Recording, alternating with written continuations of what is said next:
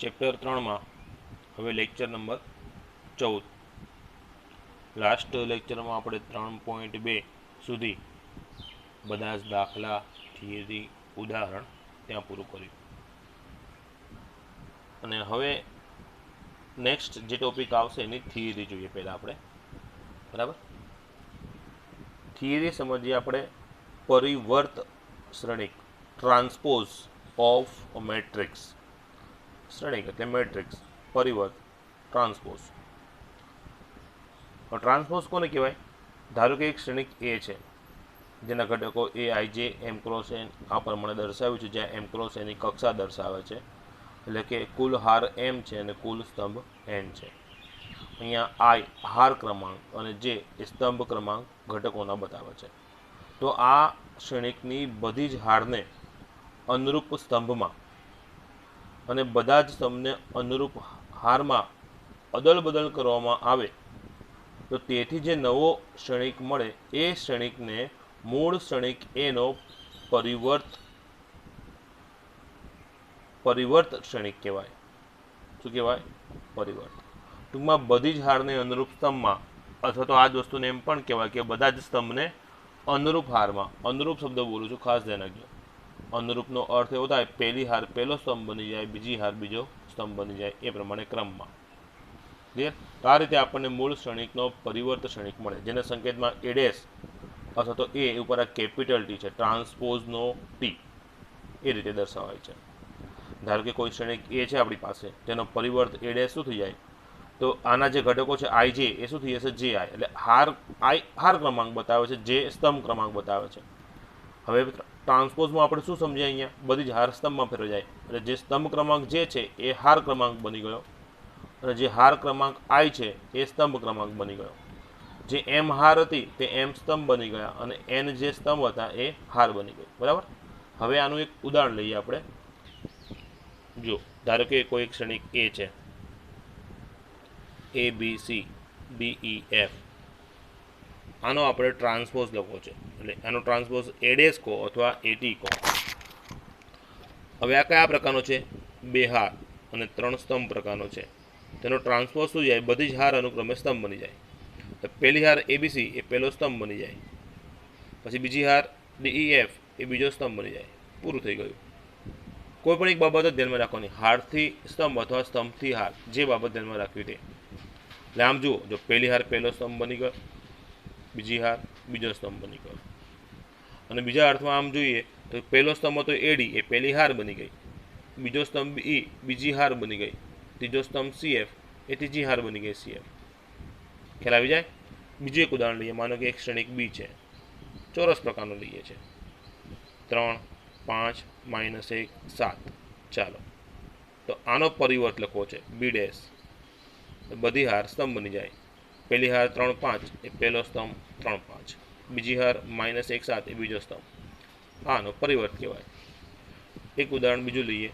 માનો કે સી 1, 2, -7 અને 5. ચાલો, આ હાર શ્રેણી કહેવાય, કારણ કે એક જ હાર અને 4 સ્તંભ કહેવાય. એક હાર અને 4 સ્તંભ. તો આનો પરિવર્ત શ્રેણિક સી ડેશ કહું તે શું બની જાય? પહેલી હાર છે પહેલો સ્તંભ બની જશે 1, 2, -7 અને 5. એટલે આ કેવો શ્રેણિક થઈ ગયો? તો જેમાં 4 હાર છે અને એક સ્તંભ છે. ખ્યાલ આવી ગયો? આ રીતે કોઈ પણ શ્રેણિકનો પરિવર્ત શ્રેણિક આપણે શોધી શકીએ. હવે આપણે પરિવર્ત શ્રેણિક જે થિયરી સમજે એના થોડા ગુણધર્મો જોઈ લઈએ. યોગ્ય કક્ષાના કોઈ પણ શ્રેણિક એ અને બી માટે. યોગ્ય કક્ષા એટલા માટે કે શ્રેણિકોમાં સરવાળો કરવો હોય તો એક બેઝિક રૂલ છે કે બંને શ્રેણિક અથવા તો જેટલા શ્રેણિકનો સરવાળો થતો હોય બધાની કક્ષા કેવી હોવી જોઈએ? સરખી. પછી ગુણાકાર માટે પણ નિયમ છે કે પહેલા સ્થાને એટલે કે પૂર્વ સ્થાને રહેલા શ્રેણિકના સ્તંભની સંખ્યા એ બીજા સ્થાન એટલે કે ઉત્તર સ્થાને રહેલા શ્રેણિકની હારની સંખ્યા બરાબર હોવી જોઈએ, તો જ ગુણાકાર શક્ય છે. એટલે ટૂંકમાં ગુણાકાર કે સરવાળાના જે બેઝિક નિયમો છે એને પાલન કરતા હોય એનો અર્થ શોર્ટમાં લખ્યું છે યોગ્ય કક્ષા એમ. કોઈ પણ શ્રેણિકનો પરિવર્ત લઈએ એટલે મૂળ શ્રેણિક પાછો આવે. કોઈ પણ શ્રેણિકના પરિવર્ત કરીએ એટલે શું થઈ જાય? મૂળ શ્રેણિક પાછો આવે. જો આપણે જે ઉદાહરણ જોઈએ એમાં ફરી એકવાર જોઈ લઈએ આપણે. જેમ કે આ શ્રેણિક એ છે, એનો આ પરિવર્ત લીધો. હવે આ જે પરિવર્ત શ્રેણિક છે, આ શ્રેણિક કયો છે? તો કે એ ડેશ છે. આ ક્ષણિક કયો છે એ ડેશ છે, એનો પણ હું પરિવર્ત લઉં. અત્યારે તો આપણે આને ધ્યાનમાં રાખવાનું કે ભાઈ આ ક્ષણિક છે, મારે એનો પરિવર્ત લખવો છે. તો પહેલો સ્તંભ ABC એ પહેલી હાર બને નાખો, બીજો સ્તંભ DEF એ મેં બીજી હાર બને નાખી. તો શું આવી ગયો ABCDEF, જે આ મૂળ ક્ષણિક પહેલાં એ હતો એનો જ આવી ગયો. એટલે આ શું થઈ ગયો એ. ટૂંકમાં કોઈ પણ ક્ષણિકના પરિવર્તનો પરિવર્ત લઈએ એટલે પાછો મૂળ ક્ષણિક મળી જાય. ક્લિયર? પછી કોઈ પણ અચળ કે માટે આ બંને પરિણામ બરાબર છે. આનો અર્થ શું થાય? ક્ષણિક એનો ગુણાકાર કે વડે પહેલાં થયો છે, પછી એનો પરિવર્ત કર્યો છે. એટલે પહેલાં કે વડે ગુણું, પછી એનો પરિવર્ત કરું, અથવા તો હું પહેલાં ક્ષણિકનો પરિવર્ત કરું પછી કે વડે ગુણું, બંને જવાબ કેવા થાય? સરખા થાય. ક્લિયર? કે વડે ગુણ્યા પછી પરિવર્ત કરો કે પરિવર્ત કર્યા પછી કે વડે ગુણો, બંને જવાબ કેવા મળે? સરખા. આપણે દાખલામાં આ બધા નિયમોનો ઉપયોગ આવવાનો જ છે, બરાબર? એટલે ત્યાં તમને થોડું પ્રેક્ટિકલી વધારે ખ્યાલ આવશે.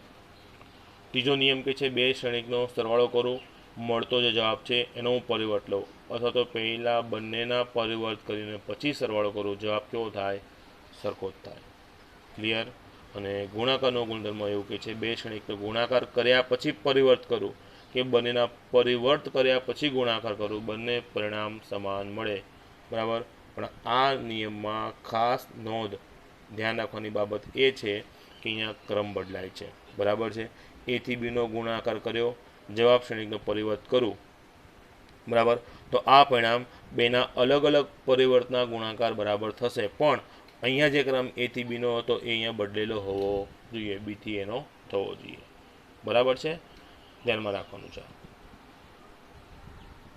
3.3માં પહેલો પ્રશ્ન જોઈએ. નીચેના પૈકી પ્રત્યેક ક્ષણિકનો પરિવર્ત ક્ષણિક મેળવો. એટલે આ ત્રણેયના આપણે પરિવર્ત મેળવવાના છે. બહુ ઇઝી છે. બરાબર? ચાલો અહીંયા જોઈ લઈએ. આપણે પહેલા ક્ષણિકને નામ આપણે એ આપેલું, ધારો કે શબ્દ વાપર્યો છે, ધારો કે એ બરાબર આ ક્ષણિક છે, એનો પરિવર્ત એટલે કે ટ્રાન્સપોઝ AT સંકેત વાપર્યો અને પહેલો સ્તંભ એ પહેલી હાર બની ગઈ. પૂરું. બીજો ક્ષણિક એને નામ એ આપ્યું, ધારો કે આ એ ક્ષણિક છે, એનો પરિવર્ત AT ગઈ એટલે પહેલી હાર 1 - 1 એ પહેલો સ્તંભ બની ગયો, બીજી હાર 2 3 એ બીજો સ્તંભ બની ગયો. ક્લિયર થઈ ગયું. ત્રીજો પ્રશ્ન, ધારો કે એને આપણે આ ક્ષણિક છે એને એ નામ આપી દીધું, બરાબર, આનો પરિવર્ત આપણે મેળવવો છે AT, એટલે બધી હાર સ્તંભમાં ફેરવવાની છે. પહેલી હાર -1 5 6 એ પહેલો સ્તંભ બની ગયો, આ પહેલી હાર પહેલા સ્તંભમાં લખી નાખ્યો, પછી આ બીજી હાર એ બીજો સ્તંભ બની ગયો, અને ત્રીજી હાર એ ત્રીજો સ્તંભ બની ગયો. આ રીતે એનો પરિવર્ત મળે. સિમ્પલ છે. હવે 3.3માં દાખલા નંબર 2 જોઈએ. A અને B બંને 3x3 ક્ષણિક આપણને આપેલા છે. બે પરિણામ અહીંયા સાબિત કરવું છે, એક આ અને એક આ. પરિણામ શું છે? સરવાળાનો પરિવર્ત એ પરિવર્તના સરવાળા બરાબર છે, અને બાદબાકીનો પરિવર્ત એ પરિવર્તની બાદબાકી છે. બરાબર? પહેલાં આપણે પહેલો પ્રશ્ન જોઈએ. તો 3.3નો બીજો પ્રશ્ન છે. A અને B લખ્યા છે. આ પરિણામ આપણે પહેલું તારવવું છે. ડાબી બાજુનો ફાઇનલ આન્સર લાવવા માટે સૌ પહેલી પ્રોસેસ આપણે શું કરીશું? A અને Bનો સરવાળો કરીએ. અહીંયા ક્ષણિક A અને Bનો મારે સરવાળો કરવો છે. ક્ષણિક એના ઘટકો -1 2 3 5 7 9 -2 1 1 પ્લસ આ બીજો ક્ષણિક મેં લખી દીધો. હવે અનુરૂપ ઘટકોનો સરવાળો થશે. -1 જોડે -4 -5, 2 જોડે 1 3, 3 જોડે -5 2 -2, અને છેલ્લે 1 ને 1 2. આ રીતે તમને ખ્યાલ આવી જાય. આ શું મળી ગયું આપણને? A અને Bનો સરવાળો આવી ગયો છે. મારે એનો શું મેળવવો છે? પરિવર્ત. A + Bનો પરિવર્ત કરું એટલે શું થઈ જાય? બધી હાર અનુરૂપ સ્તંભમાં ફરી જાય. એટલે પહેલી હાર -5 3 -2 છે, પહેલી હાર પહેલો સ્તંભ લખ્યો. બીજી હાર જે 6 9 9 છે બીજો સ્તંભ બનાવી દીધો. ત્રીજી હાર છે -1 4 2 એ ત્રીજો સ્તંભ બનાવી દીધો ત્રીજી હારને. એટલે આ ડાબી બાજુનો ફાઇનલ આન્સર આપણને મળી ગયો. એટલે આને નંબર 1 આપી દીધો. ક્લિયર? હવે જમણી બાજુનો ભાગ શોધવો છે મારે. જમણી બાજુનો આ ભાગ શોધવા માટે સૌ પહેલાં હું શું શોધીશ? A' શોધીશ. બરાબર છે? A' એટલે ક્ષણિક એનો પરિવર્ત. ક્ષણિક એનો પરિવર્ત. પહેલો ક્ષણિક એ છે એનો પરિવર્ત મારે લખવો છે. પહેલી હાર -1 2 3 -1 2 3. બીજી હાર 5 7 9, અહીંયા બીજો સ્તંભ બની જશે 5 7 9. અને ત્રીજી હાર -2 1 1 અહીંયા ત્રીજો સ્તંભ બની ગયો. ક્લિયર. અને આ જ રીતે બી ડેશ આપણે લખીએ તો પહેલી હાર -4 1 5 એ પહેલો સ્તંભ, બીજી હાર 1 2 0 બીજો સ્તંભ, અને ત્રીજી હાર 1 3 1 એ ત્રીજો સ્તંભ બની ગયો અહીંયા. ક્લિયર. અને હવે આ બંનેનો આપણે અહીંયા શું કરવાનું છે? સરવાળો કરવાનો છે. તો એ ડેશ અને બી ડેશનો સરવાળો કરીએ. હવે આ સરવાળો હું ડાયરેક્ટ લખું છું કારણ કે સામે અહીંયા ક્ષણિક આપણને દેખાય છે. -1 -4 -5 5 અને 1 6 -2 અને 1 -1 પછી બીજી હાર 2 જોડે 1 3 7 જોડે 2 9 1 જોડે 3 4 3 જોડે -5 -2 9 જોડે 0 9 અને 1 સાથે 1 2. આપણે આ જમણી બાજુનો એ ડેશ પ્લસ બી ડેશનો ફાઇનલ આન્સર આપણને આ મળી ગયો છે. તો એને નંબર આપણે 2 આપી દઈએ. હવે જોઈએ, પહેલી હાર એની જ આવી છે, બીજી હાર પણ એ જ આવી છે, ત્રીજી હાર પણ એ જ આવી છે. તો અહીંયા ફાઇનલ આન્સર લખી દઈએ આપણે. પરિણામ 1 અને 2 પરથી કહી શકાય કે a પ્લસ બીનો whole dash is equal to A dash minus B dash. એટલે સરવાળો કરીને પરિવર્ત કરો કે પરિવર્ત કરીને સરવાળો કરો, બંને જવાબ કેવા થાય? સરખા થાય. અને પહેલું પરિણામ આપણે અહીંયા સાબિત થાય છે. તો હવે બીજું પરિણામ તમને સાથે સ્વપ્રયત્ન આવડે તેમ છતાં પણ આપણે એકવાર અહીંયા બતાવી દઈએ છીએ. અહીંયા જે સરવાળોનું પરિણામ હતું એક્ઝેક્ટ એ પ્રમાણે બાદબાકીનું છે. તો પહેલાં એ અને બીની બાદબાકી કરવી પડે. એ મૂક્યો માઇનસ શ્રેણિક બી મૂક્યો, અનુરૂપ આંકડાની બાદબાકી -1 -4 એટલે આ બંને થઈ ગયા +4 +4 અને -1 એટલે +3 આવ્યો. એ જ પ્રમાણે બાકીના 8 ઘટકોની બાદબાકી અહીંયા મૂકી દીધી. એટલે આ a માઇનસ બી મળ્યો છે અને એના ઉપરથી એનો પરિવર્ત એટલે કે a માઇનસ બીનો ડેશ આપણે મૂકી લે. પહેલી હાર પહેલો સ્તંભ, બીજી હાર બીજો સ્તંભ, ત્રીજી હાર ત્રીજો સ્તંભ બની જાય. નંબર 1 આપી દીધો. હવે બે જે ઇન્ડિવિજ્યુઅલ આપણે ડેશ મેળવેલા છે એ ડેશનો તફાવત લઈએ છીએ. આ ક્ષણિક એનો પરિવર્ત એટલે કે એ ડેશ મૂકેલો છે અને અહીંયા ક્ષણિક બીનો પરિવર્ત એટલે કે બી ડેશ મૂકેલો છે અને અનુરૂપ ઘટકોની બાદબાકી અહીંયા આપણે કરેલી છે. બરાબર. તમે પરિણામ 1 અને 2 જોઈ શકો છો. બંને પરિણામ કેવા મળે છે? એક્ઝેક્ટ સમાન છે. ક્લિયર? આવડશે? જે પ્રમાણે દાખલા નંબર 2 આપણે ગણ્યું એની એ જ પ્રોસેસ દાખલા નંબર 3માં છે. બરાબર. અહીંયા એ ડેશ આપ્યો છે, બી આપ્યો છે અને આ પરિણામ આપણે મેળવવું છે. તમે વિચારો, અહીંયા બી બરાબર બી તો ઓકે છે, પણ એ છે એની જગ્યાએ અહીંયા એ ડેશ આપ્યો છે. તો આપણે શું કરીશું? બરાબર છે. આ પ્રશ્ન તમારે સ્વપ્રયત્ન કરવાનો જ છે, પણ ફક્ત અહીંયા એ ડેશ ઉપરથી એ લાવવાનો. તો એ ડેશ પરથી એ કઈ રીતના આવે? આપણે નિયમ સમજ્યા છે. કોઈ પણ ક્ષણિકના પરિવર્તનો પરિવર્ત એટલે પોતે મૂળ ક્ષણિક એ આવે. એટલે ક્ષણિક એ આપણને કઈ રીતના મળશે? તો આ જે ક્ષણિક છે એ ડેશ, આ જે ક્ષણિક એ ડેશ છે એનો પરિવર્ત લઈ લો એટલે મને એ મળી જાય. આ ક્ષણિકનો પરિવર્ત શું જાય? તો પહેલો સ્તંભ 3 -1 0 એ પહેલી હાર બની જાય 3 -1 0. પછી બીજો સ્તંભ છે 4 2 1 એ બીજી હાર બની જાય. એટલે આ શું બની ગયો? એ બની ગયો. ક્લિયર? એટલે રકમ સમજાઈ ગઈ. એ તરીકે આપણે આ વેલ્યુ લેવાની છે, બી તરીકે આ છે અને આ બંને એના જ પરિણામ આપણે દાખલા નંબર 3ના સાબિત કરવાના છે. ક્લિયર? એ 100% તમારે કરવાનો રહેશે. અને એ જ પ્રમાણે ઉદાહરણ 20 પણ તમારે 100% થઈ જશે. જો ક્ષણિક એ અને બી આપ્યા છે, થિયરીના જે 3 પોઈન્ટ છે એ જ સાબિત કરવાના છે.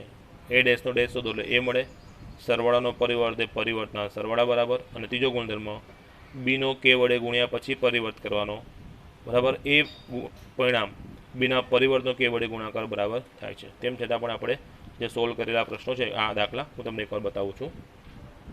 જો 20મું ઉદાહરણ છે, ચેપ્ટર 3 ઉદાહરણ નંબર 20 એ બી લખાય છે અને આ 3 પરિણામ આપણે શોધવાના છે. એમાં પહેલું પરિણામ આ ક્ષણિક એ છે એનો પરિવર્ત કર્યો એટલે બંને સ્તંભ પહેલી હાર પહેલો સ્તંભ, બીજી હાર બીજો સ્તંભ બની ગયા. આ એ ડેશનો પણ પરિવર્ત, એ ડેશનો પણ ડેશ એટલે પહેલો સ્તંભ ફરી પહેલી હાર બની ગઈ અને બીજો સ્તંભ ફરી બીજી હાર બની ગઈ.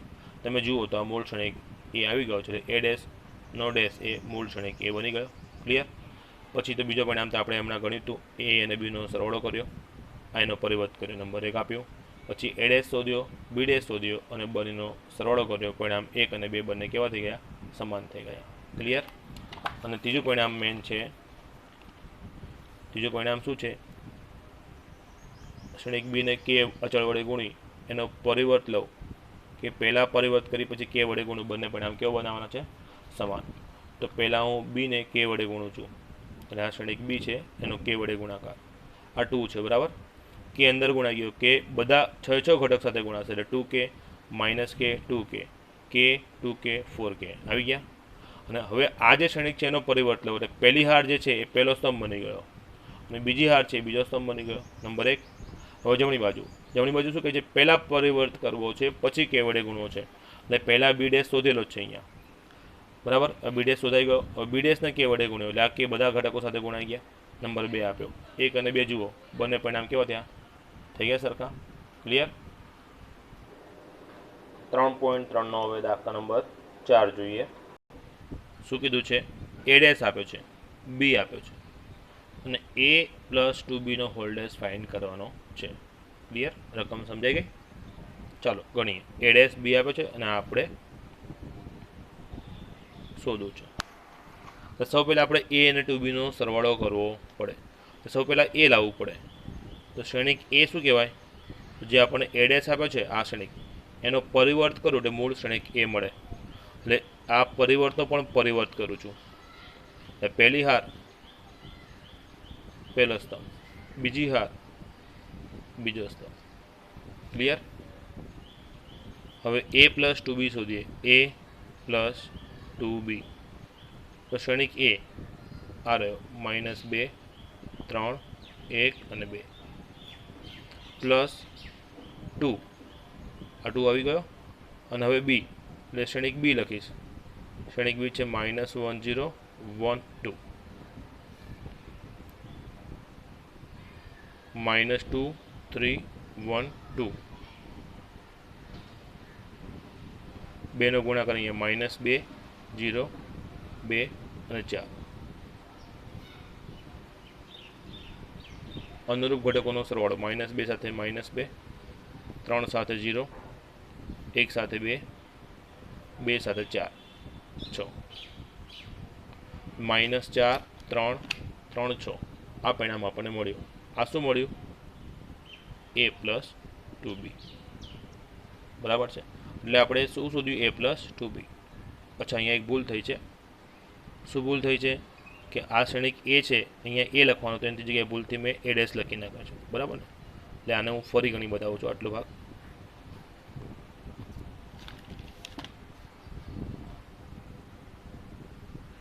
a + 2b આપણે ફરી શોધીએ. પ્રોસેસ સિમ્પલ હતી, ખાલી ભૂલથી એના ઘટકોની જગ્યાએ આપણે એ ડેશના અહીંયા લખાઈ ગયા હતા. ચાલો એ શ્રેણિક આપણે આ શોધેલો છે. -2 a 3 2 +2 × b. બીના ઘટકો આ રહ્યા -1 0 1 2. ક્લિયર. હવે આગળ વધીએ.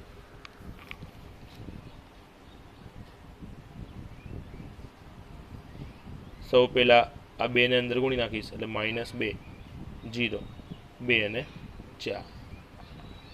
હવે અનુરૂપ ઘટકોનો સરવાળો કરીએ. -2 -2 -4 1 અને 0 1 3 અને 2 5 2 અને 4 6. આ શું મળી ગયું? a + 2b. હવે આ a + 2b જે મળ્યા છે એનો પરિવર્ત આપણે શોધવાનો છે. પહેલી હાર -4 1 એ પહેલો સ્તંભ કરી નાખ્યો, બીજી હાર 5 6 છે એ બીજો સ્તંભ કરી નાખ્યો. એટલે ફાઇનલ આન્સર આપણો આ થઈ ગયો. શોધવાનું હતું a + 2b અને હોલ ડેશ. ક્લિયર. વધુ આપણે નેક્સ્ટ લેક્ચરમાં જોઈશું.